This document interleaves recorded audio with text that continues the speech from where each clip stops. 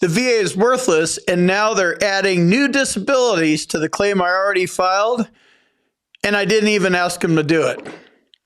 How's it going? I'm Combat Craig, and we're going to dive into some of the things the VA can and cannot do and what this might be about. So I got this screenshot here, and we're going to look through it. And I'd like to start off by saying that when you're in the VA claims process, like if you've submitted a claim, once you hit the submit button, they can do all sorts of things. The ball's in their court. So in this case, there's some new things going on in this claim. This is most likely the duty to assist kicking in. Maybe there's a rater that's on it and they see that he qualifies for TDIU and sees that major depressive disorder should be filed. This is one of the things you have to be careful about, because when you file a claim, they can add or subtract stuff. I have very silly things from VSOs writing things in, and they also correct verbiage, knows issue, like I had one of those, back in the day, and they changed it to something that actually had a diagnostic code. So depending on who gets your claim and how much they want to change things up, they can and will do this kind of stuff. So a couple of things to keep in mind here are, one, your rating is not protected until you've had it for 20 years. That's my mode that I'm currently under. I've had my rating since like 2019. What's that, 5 years? So I have 15 more years to go. I defend my rating. I make sure and get seen for each one of my service-connected disabilities multiple times a year in my case. And that makes me feel comfortable. But my level of comfort and yours is different. And I'm also here on YouTube smashing the VA around a little bit. So, and I'm paranoid. So there's that. You might not have to do as much as I do. This also is something that could happen. You could be sitting here, 5 years into a 20-year stretch, and then all of a sudden you get a reduction letter. Right around the 5-year mark, 10-year mark, they do it at opportune times for them.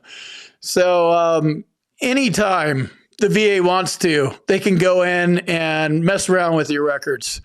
They say fraud is the only thing, but I've seen them do it. The VA OIG, the investigative body, has caught them doing it multiple times over the years since I've been involved in the VA claims process here and learn how to, play their silly games. Speaking of silly games, if you want to learn more about the VA claims process and their silly games, check out my boot camp at combatcraig.com. There's a link in the description, and VA claims come down to medical evidence. It's that simple.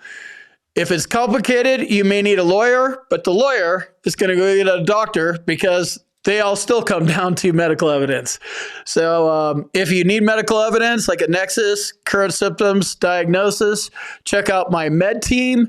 Go to combatcraig.com. There's a link at the top that says med team/nexus letters.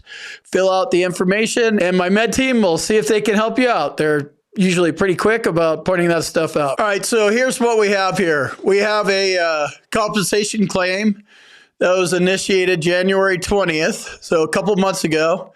And anxiety, depression, deep vein, DVT, pulmonary embolism, migraines, tinnitus. And it says new or increase. DDD is new. And then these things in yellow are new to the veteran. Individual unemployability is new. He didn't file a claim for that. He was wondering what it was. And then major depressive disorder, recurrent, moderate with panic disorder, and opioid use disorder in early remission, increase. That second one's kind of weird for me because I actually had opioid use. They didn't diagnose me with something. They just weaned me off of them. So maybe they're doing something different there. Literally, it's so different. The VAs, they have standards and policies and stuff. But the way they, put this stuff together sometimes doesn't make sense. Really doesn't matter because you hit the submit button already. So let them do their thing, send you to the C&P exams, call it whatever they want to call it. And then At the end of the day, you'll get a rating decision letter, and that's when you can look at it and either accept it or appeal it. So to me, it kind of looks like the reason for the individual unemployability being new is that the VA is probably seeing that he qualifies for TDIU. So TDIU is a total disability based on individual unemployability. And when you meet certain criteria, like a 70% rating, if you have two or more conditions, one has to be at 40. I can't even remember the rules, like 70, 60, and 40. So you either have a combined rating of 70%, and then two or more add up to 70, one needs to be 40%. Then another way to do it is if you have one disability rated at 60% or higher. So if you have a 70% rating for mental health, you meet it both ways. So that's probably why the individual unemployability is new, because the VA is seeing that he qualifies for TDIU. And that basically means that your service-connected disability prevents you from working. If that's the case, if you're still working, then it doesn't prevent you from working.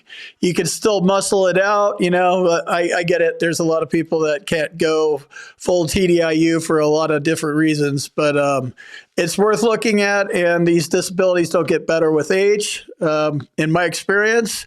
So, the TDIU route is a good way to go for sure. The major depressive disorder, the way they kind of reworded that, it looks like they're taking the anxiety condition and the depression condition up at the top and kind of modifying it in this one. So it's still a mental health claim at the end of the day. Really doesn't matter what they call it: opioid use, panic disorder, mild, recurrent, that kind of stuff.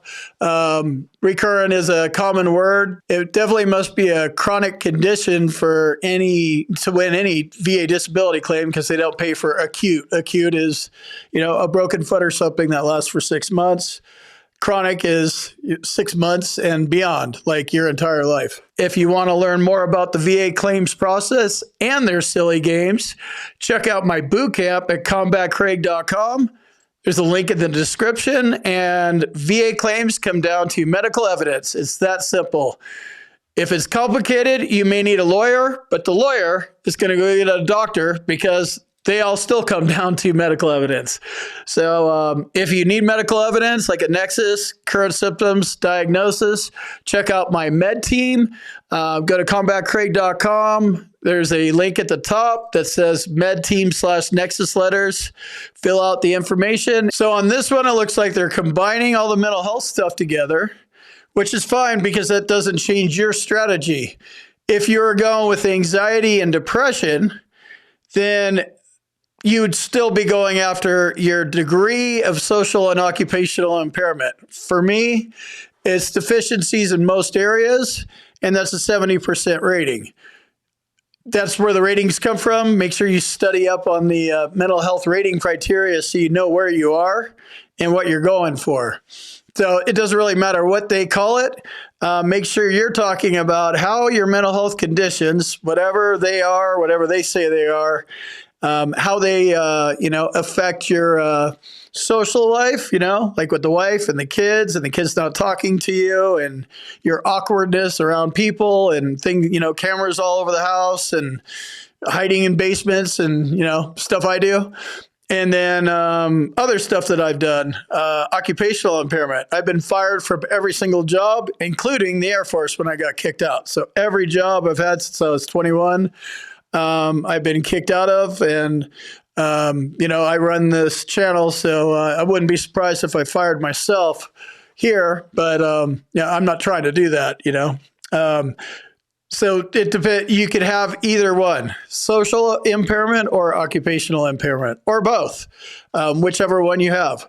So that would be the strategy here, is to focus on the claim. All these disabilities, they all need, this is a lot of them: 1, 2, 3, 4, 5, 6, 7, 8, 9 TDIU. So the way you prove that is you get a vocational expert and you cut them off at the pass. Don't wait to get denied and then go hire a lawyer that's going to get a vocational expert. Just go get one now, and then you don't have to wait an extra year or two.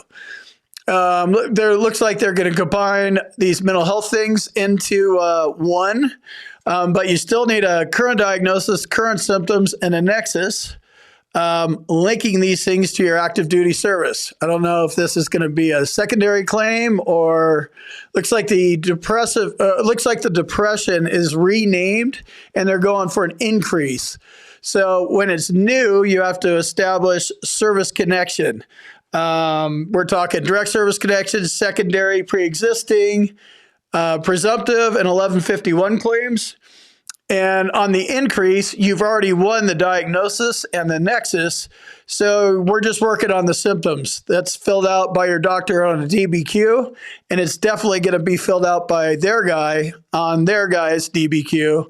So it's good to have, it's good to put yourself in a situation where you have potentially competing medical opinions with at least one of them in your favor. I'm not saying all C&P examiners are bad, just most of them. So that's what's going on with the increase. That's what's going on with the individual unemployability here. Again, I don't have a whole lot of information. I just kind of saw this and I've seen this kind of question asked. So I wanted to address what may be happening.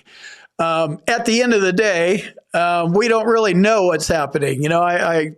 People can look at this a lot of different ways and read into it. And there could be 20 different people telling you that 20 potential things could be happening. And none of them really matter, right? Yeah, I know you want to know what's going on, but the VA won't tell you what they're actually doing when they're updating notes and changing things around after you hit the submit button. It's just out of your hands, and it's, you have to wait for them to do whatever they're going to do. And when you get your decision letter, then you can hammer them on the facts. Make sure you read your decision letter because this is your opportunity to find out exactly what's going on. There's nothing to read. Oh, sounds like you shush, Apple product. So there are different opinions. The opinions don't matter. The only people that actually know what's going on, and they don't really know what's going on, is the VA rater, the rater that is taking your claim. He's not even on it yet. Depending on how many months you're into this thing. If it did it in January, who knows when they added IU and combined the mental health stuff. Let's say that happened now here in April. You got a couple of months left to go. The VA rater that's rating this, it's not even on his desk yet, or it's been on somebody's desk, probably not the rater's desk, probably one of the other VSRs. So eventually he will know what's going on, and he'll know what's going on for a short period of time of hours or days or something like that. And then he'll move it on to the next person and then decision letter. So that's basically what's going on with this. That's my best guess based on what I know and what I've seen. And I know for sure it doesn't matter what they're telling you they're doing. You need to wait for the legal process to complete before you could take any kind of action at all. So if you have something like this, hopefully it makes sense. And there's not much you could do. I know this is about money for sure, and you want to know as much as you can, but they're going to do all sorts of weird stuff on your claim. It's happened to all of mine, and it's not good or bad at this point. Kind of like deferred claims. Go down another rabbit hole. Deferred claims means, they adjudicated, if we use this as an example, they adjudicated 5 out of 8 conditions. So the other 3, they couldn't come up with a decision, but they want to get the rating out for the ones they can.